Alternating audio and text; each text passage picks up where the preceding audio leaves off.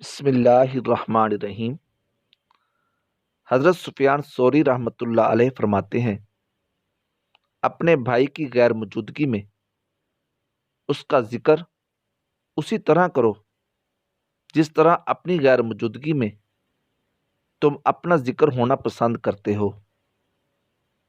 एक शख्स ने हज़रत हसन बसरी रहमतुल्लाह अलैह से कहा, मुझे खबर मिली है आप मेरी ग़ीबत करते हैं। फरमाया, हमारे नज़दीक तुम्हारी अहमियत इतनी ज़्यादा भी नहीं कि मैं अपनी नेकियां तुम्हारे हवाले कर दूं। हज़रत फ़ज़ैल बिन अय्याज़ रहमतुल्लाह अलैह फरमाते हैं, ग़ीबत करने वाला की मिसाल उस शख्स जैसी है जो मंजनीक यानी पत्थर फेंकने की हाथ से चलाई जाने वाली पुराने दौर की मशीन के ज़रिए अपनी नेकियों को मशरक़ मगरब हर तरफ फेंकता है।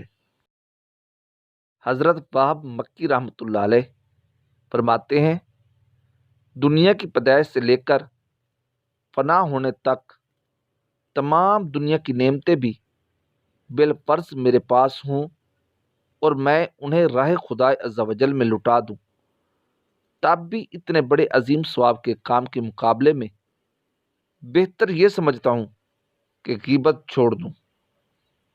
हज़रत अबू लैथ समरकंदी रहमतुल्लाह अलैह फरमाते हैं, तीन आदमी की दुआ कभी कबूल नहीं होती। नंबर एक, जो माल हराम खाता हो। नंबर दो, जो मुसलमानों से हसद रखता हो। नंबर तीन, जो बकसरत ग़ीबत करता हो।